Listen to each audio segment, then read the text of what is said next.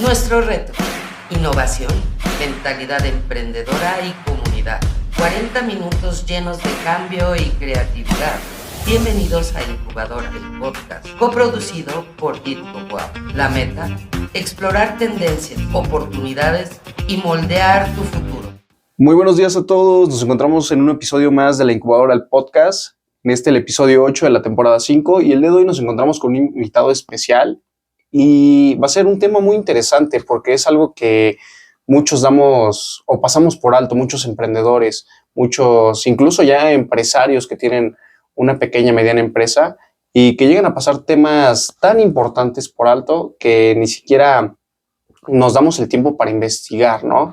Pero bueno, para eso está para hablarnos hoy el abogado Alan Estrada Riveros, el cual nos va a compartir un poquito de su experiencia en el tema de el compliance, en todos los puntos que tengan que ver para la incubación en el ámbito legal, desde la creación misma, desde cómo se va desarrollando, en fin, son una serie de temas que vamos a ir tocando y que poco a poco lo vamos a hacer, mi querido Ares. El día de hoy vamos a platicar sobre ello, pero antes que nada, platícanos un poquito sobre ti, quién eres, ahora sí que la audiencia te conozca, qué has hecho. A ver, platícanos un poquito sobre ti. Muchísimas gracias, Ares.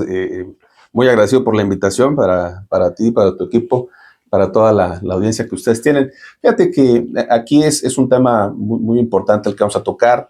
Agradecido también por el hecho de que den la oportunidad a que esto se vaya desarrollando. Yo soy Alan Estrada, estoy participando directamente ahorita aquí en la incubadora de WAP.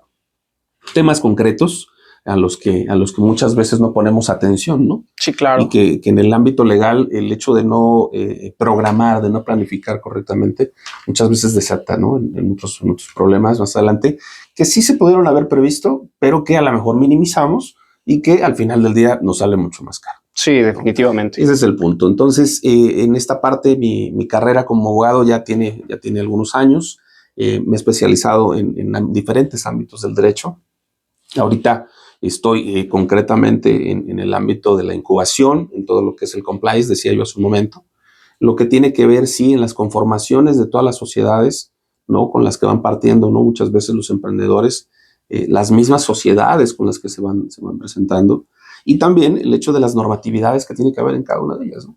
Sí. Entonces, esto para mí ha sido un punto muy importante dentro de todo lo que hemos venido haciendo, ¿no? A lo largo de mi vida profesional. También he sido emprendedor, también he sido comerciante, ¿no? En fin, ha sido muy, muy, muy buena, ¿no? Esta partida, porque me da muestra muchas veces de cómo fuiste desarrollando tus cosas, pero tenías errores, ¿no? Sí, y esos errores, al final, ¿no? Nacen, ¿no? Muchas veces de algo que decía yo se pudo haber previsto, pero en fin, aquí lo importante es, como bien alguna vez lo escuché en el ámbito de los emprendedores, es equivocarse, ¿no?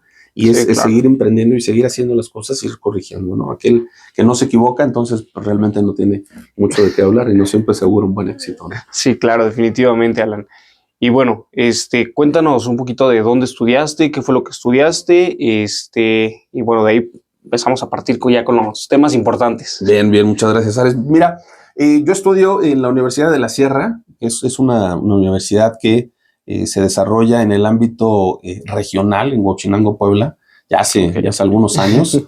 Posteriormente abren un campus aquí en la ciudad de Puebla, y bueno, yo ingreso a ese primer campus en lo que está aquí, en la ciudad, está por el centro, por el barrio de Analco. Y bueno, termino ahí la parte de la abogacía, voy lidiando, ¿no? La parte de mi preparación, ¿no? Empiezo a litigar, ¿no? Cuando estoy dentro de la carrera, ámbitos civiles, familiares, penales. En fin, claro. tuve muchísimas emociones ahí. Termino, me dedico al área administrativa, ¿no? Participo dentro de instituciones educativas como el Tecnológico de Huachinango. Okay. Estoy ahí en el área administrativa. Llego a ser encargado de la Dirección de Administración y Finanzas, la Secretaría Particular de la Dirección. Posteriormente me vengo a la ciudad de Puebla. Estoy trabajando ya directamente en la Secretaría de Educación Pública en el área financiera.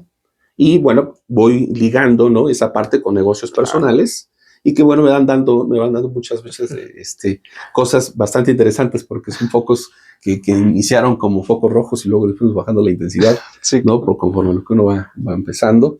Y bueno, viene de ahí ya una parte de especialización, ¿no? Para para una maestría, ¿no? En administración, y eso también me sirve porque, bueno, vas escalando, ¿no? Sí, claro. Posterior a ello, hace poco, por una situación de inquietud, me entero sobre la creación de la UPA aquí dentro de UAP y me inscribo en una de las 3 carreras que van iniciando en esta universidad, que es Innovación Emprendedora. Soy de esta primera generación, ya estamos en el penúltimo semestre. Y bueno, pues aquí es algo muy conjugado, justamente ahorita lo que vamos a mencionar, porque bueno, tiene que ver en todos los emprendimientos. Innovación emprendedora quiere decir desde cómo inicia un proyecto, cómo inicia la idea, hasta cómo ya lo pones en marcha y lo dejas directamente frente a la gente. Sí, claro, cómo se desarrolla. Y bueno, ya entrando un poquito en esos temas, ahora sí, como tú lo decías, el tema del emprendimiento como tal. Y justamente muchos empezamos a desarrollar una idea de negocio, empezamos con que, ay, quiero hacer algo, ¿no? Pero precisamente ahora sí que desde tu experiencia, ¿desde qué parte entra o es importante que entre el tema legal ahora sí que en esta creación de un negocio, ¿no? Bien, fíjate que todos iniciamos muchas veces con una idea en la cabeza, ¿no? Hay veces que puede ser con una sola persona, hay veces que podemos tener, ¿no?, un grupo de amigos y siempre se nos viene a la mente el hecho de decir, bueno, pensamos, ¿no? Y decimos, es que no hay esto en tal lugar, ¿no? Sí. Esa es la clásica, se nos presenta, ¿no? Y entonces decimos, bueno, entonces como no venden eso, entonces ahora nosotros vamos a ser los que vamos a innovar y vamos a presentar ese producto. Sí, claro. O servicio también. Sin embargo, también debo decirte algo. No está mal, el que seas emprendedor y que tú inicies de esta manera no está mal, porque al final estás aterrizando algo en lo que a lo mejor ya vienes trabajando o vas a trabajar porque apenas se te está ocurriendo. Sí, claro. Pero dentro de toda esta idea, ¿no? Tiene que haber ciertas planeaciones y ciertas cosas que tienes que ir aterrizando. Es decir, para que nosotros tengamos en concreto una idea bien cimentada, pues obviamente necesitamos planearla, necesitamos arrastrar el lápiz, ¿no? Sí, claro. Pero debemos seguir ciertas normas que obviamente lo vamos a hacer a manera interna, pero también al mismo tiempo lo que vamos a hacer allá en la calle, ¿no? Es decir, si vamos a dar un producto, vamos a dar un servicio, hay determinadas normas que hay que cumplir, ¿no? Ante diferentes autoridades, sean federales, locales, ¿no?, municipales, ¿no? Entonces hay que cumplir esas normas, sean de salud, sean de orden civil, en fin, son una serie de cosas que nosotros debemos de tener bien contemplado, porque dentro de esa planeación es la que hablábamos para el proyecto. Debemos de contemplar esos gastos. Muchas veces lo que hacemos es que se nos ocurre una idea, nos aventamos y entonces conseguimos local, ¿no? Además, y nos aventamos y ching, ¿qué es lo primero que se nos viene? Pues el ayuntamiento, ¿no? Sí. No tienes licencia para funcionar. Híjole. Y eso es algo que pudiste haber previsto. Sí, claro. Si hablamos de un nombre, también nos vamos a llamar de tal manera, ¿no? Pero tampoco previmos el hecho de registrar nuestro nombre. Sí, sí, sí. Y entonces esto viene a dar un problema, ¿no? Porque más adelante puede haber alguien quien a lo mejor ya lo registró, tú lo estás ocupando sin saber y te estás metiendo en un problema. Volvemos al punto. Pudiste haber previsto esa parte o directamente el hecho de, bueno, yo me aviento, sí, pero las consecuencias y los costos que voy a tener dentro de mi planeación no estaban. Sí, claro. Incurro en faltas, incurro en delitos, ¿no?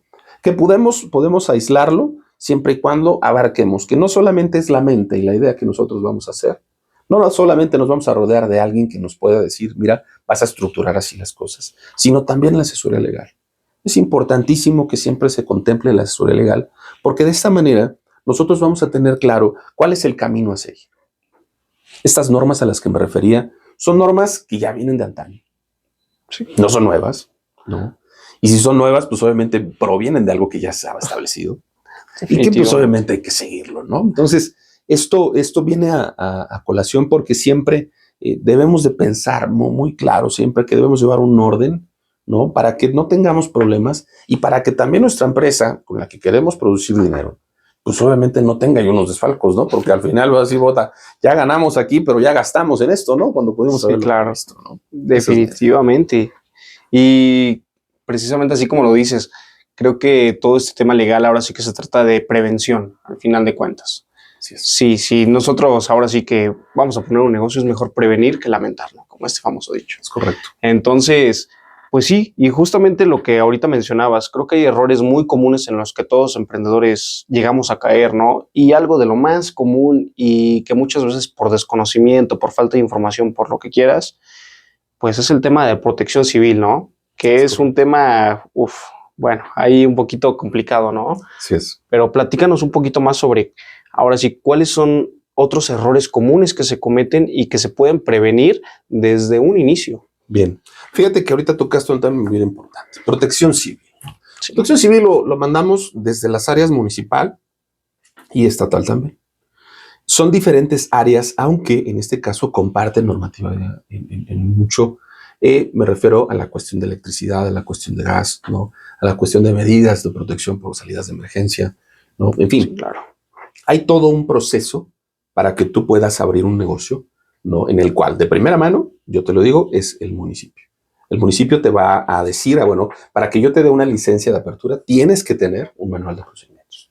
Tienes que hacer, en este caso, todo un programa, ¿no? En el que vas a buscar un asesor donde te va a determinar cuáles son las salidas de emergencia, cuáles son los posicionamientos de los botiquines, dónde van a estar los extintores, si vas a manejar corrosivos, si vas a manejar inflamables, en fin, son una serie de cosas que el municipio te dice, bueno, para que yo pueda emitirte una licencia en base a lo que tú me estás pidiendo, forzosamente necesitamos que cumplas con esta norma.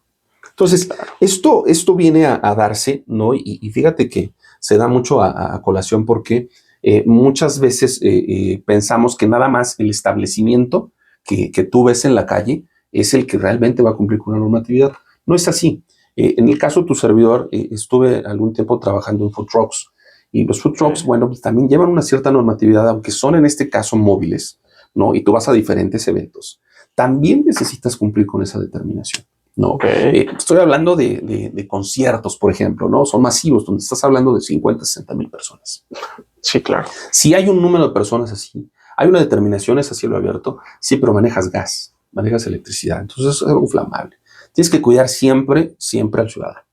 Eso es lo que te dice. Entonces llegan autoridades municipales, aunque no estás establecido en un solo lugar, pero llegan y te dicen, bueno, tienes que cumplir con esa norma. Tienes que cumplir con el hecho, por ejemplo, ¿no? En el caso concreto de las instalaciones de gas. Tienes que cumplir con un determinado número de mangueras, un determinado número de válvulas, el tipo, no de manguera, el grosor que debe de tener, la distancia que tiene que existir entre los quemadores y obviamente el cilindro de gas. ¿A qué distancia estás del extintor? Si lo tienes, ¿qué tipo de extintor tienes? No es el común que conocemos. Por ejemplo, si manejas alimentos, tú puedes decir, bueno, pues únicamente es el extintor rojo que todos conocemos. Y en realidad no es así. Sí. Porque el extintor rojo únicamente determina para ciertos químicos, más no para los grados de aceite que se manejan en un quemador. Ok. A lo mejor por ahí han visto, ¿no? Que existen unos extintores color plata. Bueno, pues esos extintores son especiales para la cuestión de alimentos. Okay. Para la cuestión de grasas, ¿no? Entonces, sí, claro. Esto es por un ejemplo que yo pongo, ¿no? Y esta normatividad a la que yo me refiero es algo que tú tienes que darte, ¿no? ¿Por qué? Porque de otra forma, pues no te dan tu certificado. Hay especialistas, ¿no? Que al igual como yo decía, en un establecimiento, para el caso de los otros es lo mismo, ¿no? Claro. Ahora, no solamente puedes existir protección civil, ¿no? También te puedo decir, bueno, si manejas alimentos, por ejemplo, también existen determinaciones en salud, ¿no? Y bueno, ahí te hacen tomar un curso las autoridades para que en ese curso determines cuál es el manejo que tú tienes con los alimentos. Es decir, muchas veces lo que dices, bueno, pues seguramente el taquero, ¿no? Que está ahí, ¿no? Pues agarra la carne, ¿no? Y la vierte, ¿no? Y listo, ya está, ¿no? Tiene que haber un procedimiento. ¿Por qué? Porque, bueno, la carne tiene cierto, ¿no? Tiempo en el cual no puede quedar fuera de un enfriamiento porque se empieza a descomponer, ¿no? Sí, claro. Dependiendo del tipo de carne, la descomposición es distinta, ¿no? Entonces se puede acelerar con la temperatura, como ahorita con esta temperatura que tenemos, ¿no? Sí, claro. No. Entonces, imagínate tú, ¿no? Si tú no cumples con ese manejo de los alimentos, ¿qué es lo que vas a vender? ¿A qué te expones? Hipotéticamente, vamos a decir, vas a vender marisco, ¿no? Por ejemplo. Sí, el marisco, si no está a una determinada temperatura de enfriamiento, se empieza a descomponer.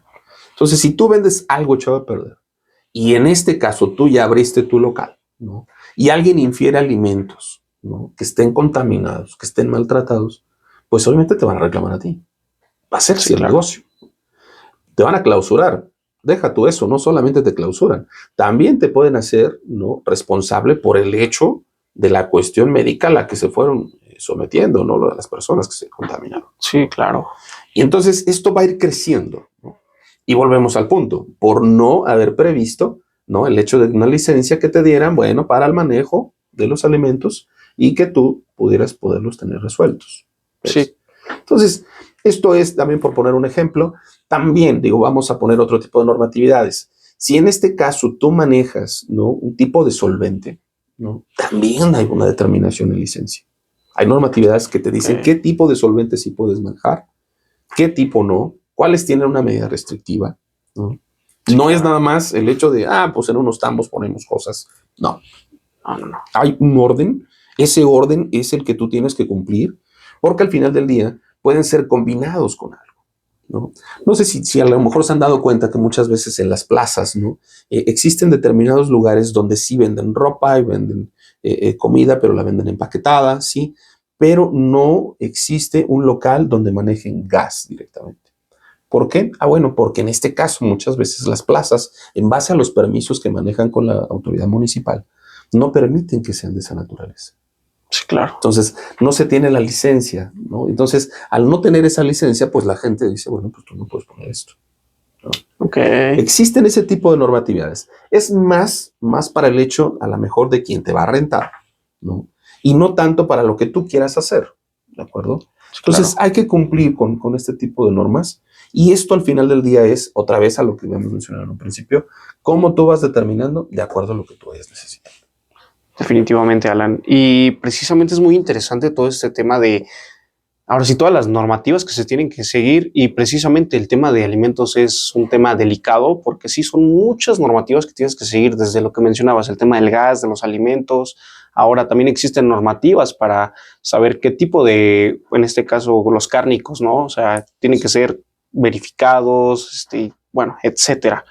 Pero ahora, si precisamente nos vamos a un tema un poquito más intelectual, ¿no? Existen otro tipo de normativas en el tema intelectual, y precisamente en algunos episodios anteriores ya hemos platicado sobre propiedad intelectual, pero en este caso desde ahora sí las responsabilidades legales que pueden influir en esto, desde cómo te pueden afectar o te pueden beneficiar, ¿no? Claro. Sí, no, y fíjate que ahorita que lo mencionas, muchas veces somos muy confiados, ¿no?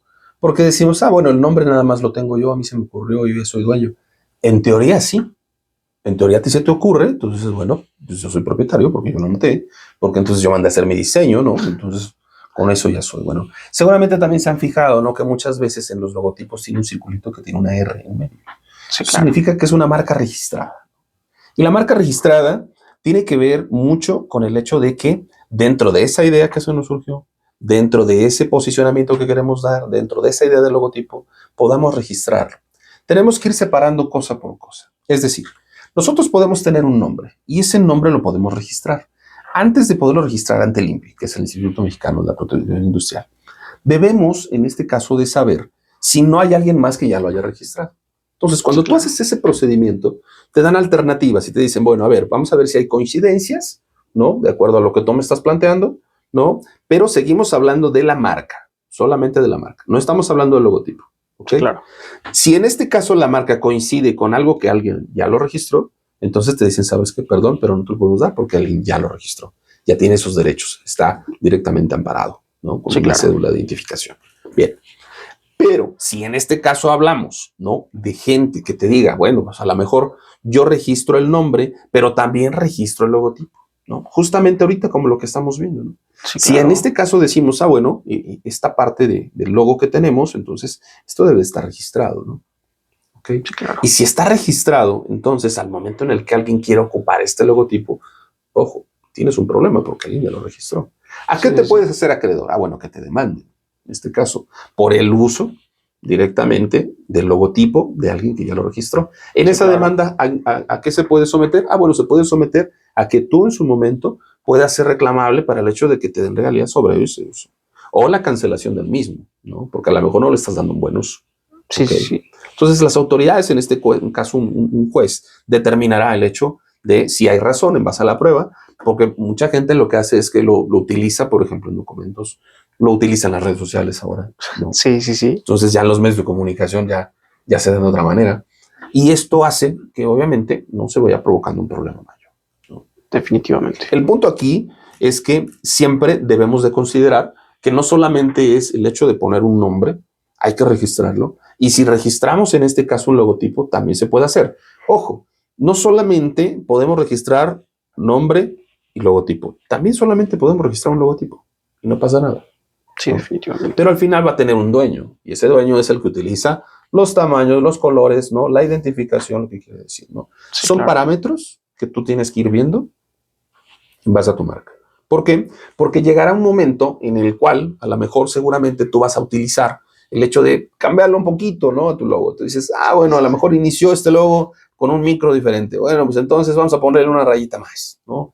Porque ahora queremos, Sí, claro. queremos que sea un poco más novedoso, ¿no? Regularmente los logotipos que inician en un emprendedor, ¿no? Van a ir teniendo cambios conforme vaya avanzando. Y acá yo recomendaría, como esencia hay que analizar muy bien qué queremos decir con nuestro logo, qué queremos decir con nuestra marca, ¿no? Para que esto que vayamos registrando, pues quede, ¿no? Quede mucho más tiempo, ¿no? Sí, claro. Y que ya tengamos que hacer adecuaciones, pero las mínimas que se tengan que hacer, ¿no?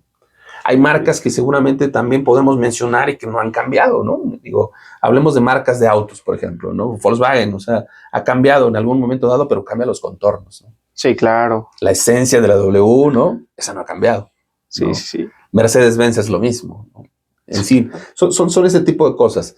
Muchas veces también lo que hacemos es que reconocemos a las marcas en base al logotipo. Definitivamente. Y si este caso, ¿no? Nosotros decimos, bueno, es un logotipo que ya registramos, ¿verdad?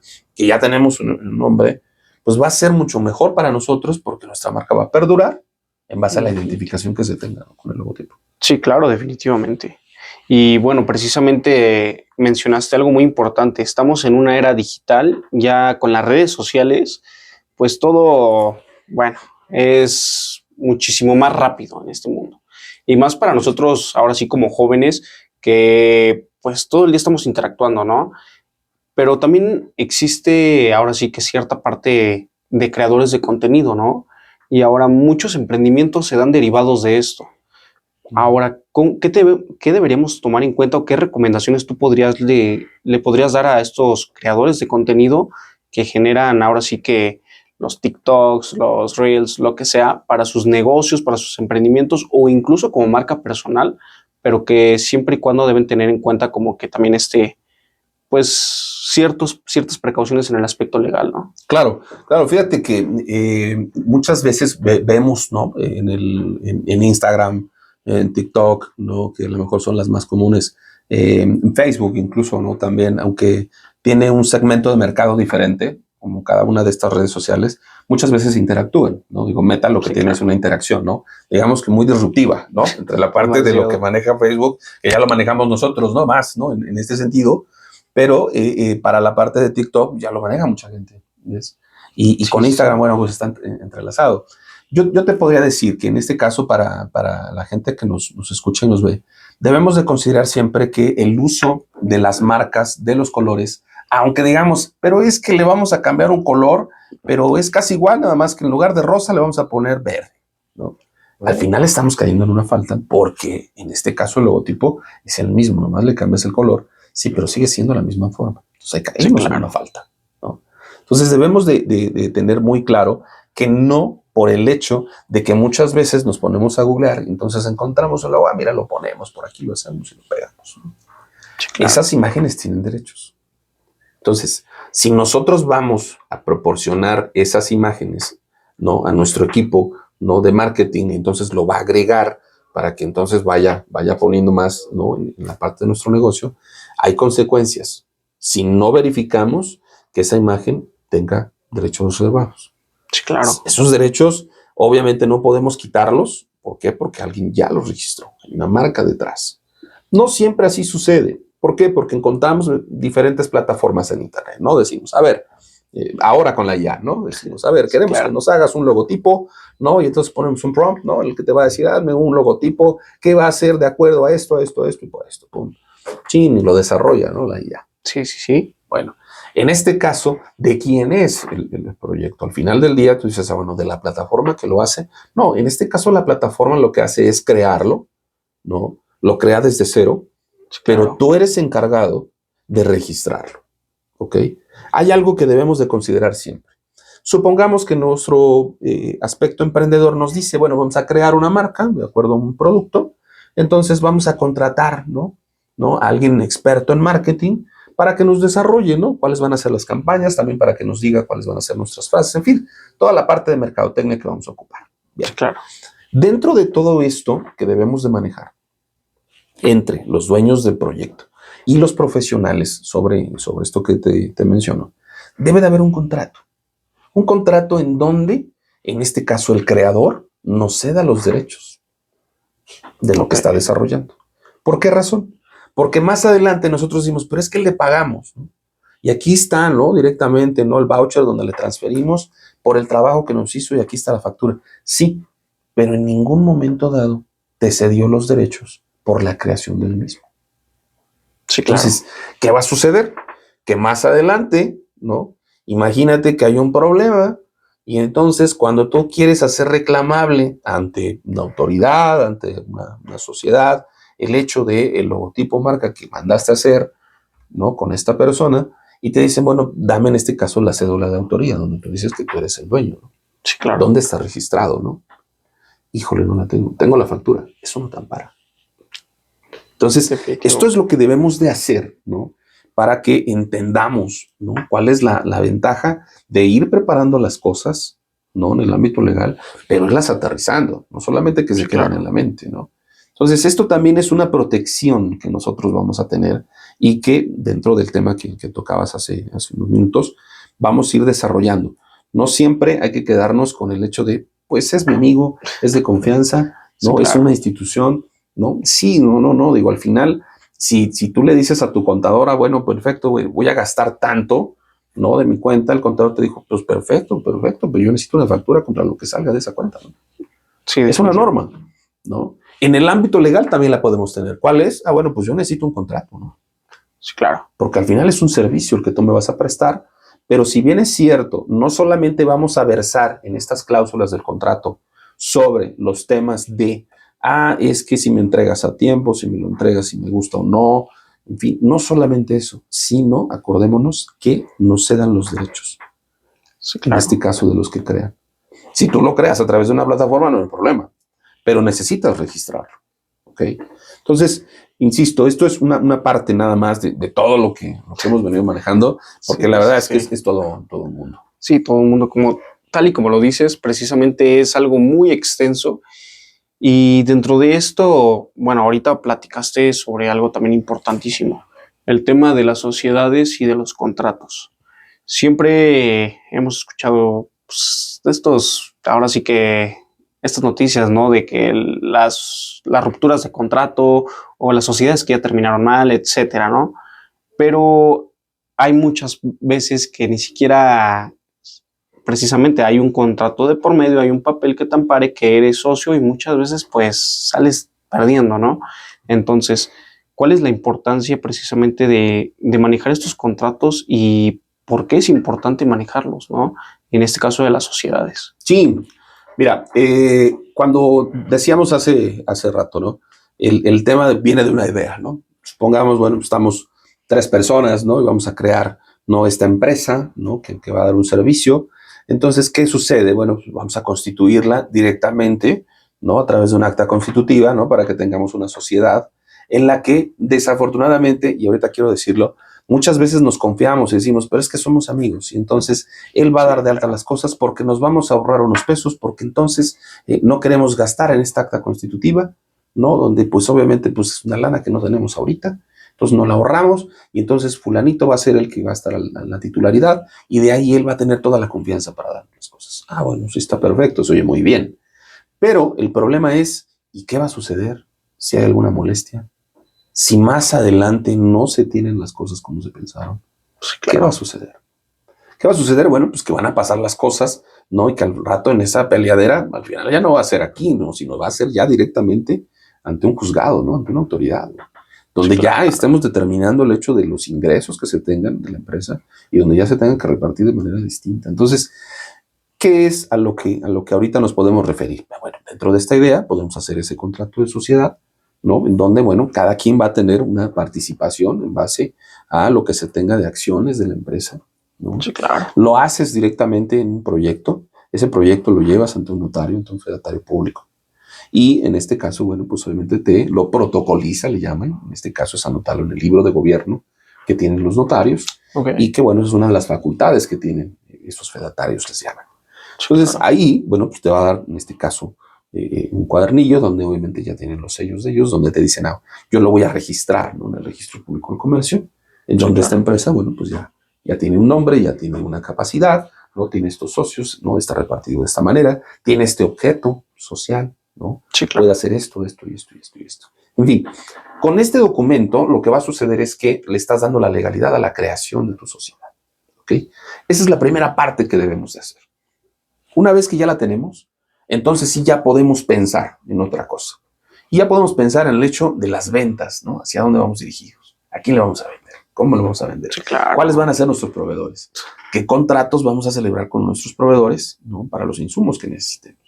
Sí, ¿Por qué? claro. Porque, bueno, si nosotros decimos, bueno, es que ahorita le voy a comprar a él, luego le voy a comprar a él, ¿no?, y luego voy a ver qué tal si regreso con él, o a lo mejor lo descubro con alguien más. Vas por precio, vas por calidades. Sí. Pero al final eso se va a cumplir siempre y cuando tú tengas un contrato donde, en este caso, tú te sientas seguro, porque al final tú tienes un grupo de clientes y tú tienes que cumplir. Sí, claro. Entonces, tus proveedores, pues obviamente tienen que cumplir contigo. Al final se vuelve una cadena, ¿no? Definitivo. Y entonces esa cadena, al final del día, va a ser el producto terminado que tú tengas. Cuando hablamos también de contratos, hablamos, sí, de los contratos con los que tú vas a celebrar con tu cliente. Porque es quien te va a decir, bueno, yo te voy a cobrar 1,000 piezas al mes con estas calidades, ¿no? Y entonces te voy a pagar un anticipo, ¿no? Te lo voy a pagar contra entrega, en fin. Son determinaciones que tú tienes que saber, ¿no?, a través de un documento. Esos contratos son importantísimos porque te hacen a ti resguardarte, porque estás invirtiendo mano de obra, estás invirtiendo en insumos, ¿no? Sí, claro. Obviamente en el área de recursos humanos, de todo el conglomerado que tú te puedes imaginar de la gente que colabora para ello. Tú necesitas garantizarlo. Sí. ¿Cómo lo garantizas? A través de sus contratos. Ahora bien, tema importantísimo. Dentro de todo este trajín que estamos hablando, también viene la protección que tú tengas. La protección que tengas de acuerdo, en este caso, supongamos, sobre algún producto, ¿no?, en el cual lleve alguna fórmula. Entonces, cuando son fórmulas y son procedimientos, hay que tener este secreto industrial que también se puede mantener bajo ese nombre. Y tienes que resguardarlo a través de tus mismos socios también. En este caso puedes celebrar, ¿no?, un documento, un NDA, que en este caso te va a dar el punto para que puedan resguardar el secreto los miembros de la sociedad, así como también a los empleados, a la gente que colabora con ustedes. ¿Okay? Ese secreto se va a guardar, ¿de acuerdo? Y entonces se firma este documento, ¿no?, que se anexa directamente hacia la parte de documentación inicial. Y de esa manera quedan protegidos. Nadie puede, en este caso, sacar esa fórmula y emplearla en otro lado, porque si así fuere, se hacen acreedores a una falta, ¿no? Y esa falta que obviamente va a significar dinero. Entonces, al final tú puedes demandar por el hecho de la utilización. En sin número de casos se ha dado el hecho de que muchas veces no se protege, ¿no?, el hecho de la esencia de tu negocio y que alguien más lo aproveche. Sí, claro, definitivo. Aquí yo te puedo decir un ejemplo muy claro. Por ejemplo, todos conocemos la Taquería El Oriental aquí en Puebla, que lleva muchísimos años. El tipo de producción que manejan ellos, ¿no?, a través de todas las tiendas que manejan, son un número muy reducido de personas que conocen realmente el método de preparación de la carne. Porque tú cuando llegas a la sucursal, pues está un trompo enorme, ¿no?, pero ya está ahí. Pero la preparación, el maridaje que lleva la carne, es un grupo de personas muy reducido que lo conocen. Sí, definitivo. ¿No? Entonces, ese número de personas firma, en este caso, un documento en el cual resguardan esa parte del secreto que tiene la receta. Ok. Esto funciona de esa manera. Entonces, en otras empresas funciona igual, ¿no? Tienes que protegerte, ¿no? Entonces, es parte también de uno de los contratos que tú tienes que manejar, ¿no? Son documentación que forma, en este caso, ¿no?, un acervo, ¿no?, desde el momento en el que inicias el emprendimiento, conforme a lo que vas desarrollando, ¿no?, y que obviamente es hasta el momento en que esté el producto fuera. Sí, claro, definitivamente. Y precisamente quiero resaltar algo aquí de lo que ya comentaste sobre los contratos. ¿Tú cuáles consideras que son las cláusulas más importantes o los puntos más importantes que sí o sí debe contener un contrato? Dígase, en este caso, de un tema de sociedad. Bien, mira, ahí son diferentes aspectos. Primero debemos de saber que los contratos van iniciando, ¿no?, con las declaraciones de cada quien, ¿no? De, bueno, pues tienes tu propio derecho y entonces pones tu nombre, tu dirección o tu RFC, ¿no? En fin, dependiendo del claro. grado de identificación que tú tengas. Posterior a ello ya viene, dentro del desprendimiento de lo que se refiere al contrato, las declaraciones. Y en esas declaraciones vienen apartados especiales en donde las cláusulas regularmente van en la parte inferior, que van a ir describiendo mucho de lo que dijiste en las cláusulas, ¿no? Primarias y en las declaraciones, pero que al final concretamente van a determinar cuál va a ser la seguridad a la que tú te vas a someter. Primero, vamos a ponerlo en orden. Primero, debemos de establecer, en un ejemplo de un contrato que tú tengas hacia uno de tus clientes, cuál va a ser la duración del contrato, ¿no? Es decir, si en este caso vamos a decir, el contrato va a durar 1 año. Perfecto. Bien, entonces vamos a especificar directamente, ¿no? En la cláusula, este contrato tendrá una vigencia del 1 de enero de 2026, 1 de enero de 2027. Es 1 año, establecemos ese trabajo que vamos a hacer. Bien. Luego, ¿qué es lo que va a corresponder al contrato? Es decir, si vamos a, en este caso, a hacerle un servicio, bueno, entonces vamos a especificar que le vamos a dar el servicio de lavandería, ¿no? A una empresa. Bien, perfecto. Determinemos que dentro de ese servicio de lavandería, ¿no? Ya sabemos que es de 1 año, ahora sabemos que es el servicio de lavandería, especificar dentro de la cláusula en qué consiste la lavandería. Porque puede ser un término bastante ambiguo, ¿no? Sí, pero si nosotros decimos, corresponde a la lavandería de todo el tema de blancos que maneje la empresa. Ok, perfecto. Si lo ponemos en la descriptiva directamente de la cláusula, nos va a dar a entender que únicamente es para blancos. No estamos hablando ni de cuestiones de terceros, no estamos hablando de limpieza de autos, no, es únicamente de blancos. Determinamos cuál es el objeto real del contrato. Bien, una vez que ya supimos cuánto dura, sobre qué va a versar, ahora lo que vamos a necesitar es saber cuánto vamos a cobrar sobre ello. ¿Okay? Si determinamos el hecho de decir, es un precio de 100,000 pesos, ¿no? Por poner un ejemplo. Sí, claro. Vamos a determinar en ese contrato esos 100,000 cómo se van a pagar.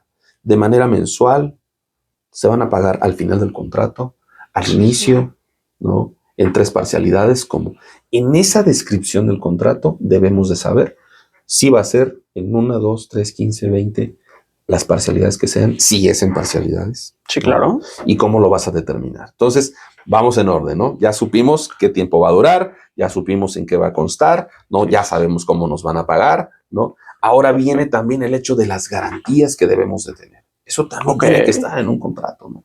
¿Por qué? Porque en este caso el cliente necesita garantía de que nosotros le vamos a dar el servicio, así como nosotros de que efectivamente lo que estamos gastando en el servicio que vamos a realizar, ¿no? Pues también estamos contratándonos y dejando de contratar con alguien porque estamos dando esa exclusividad, ¿no? Sí, claro. Al final a eso nos estamos dedicando, ¿no?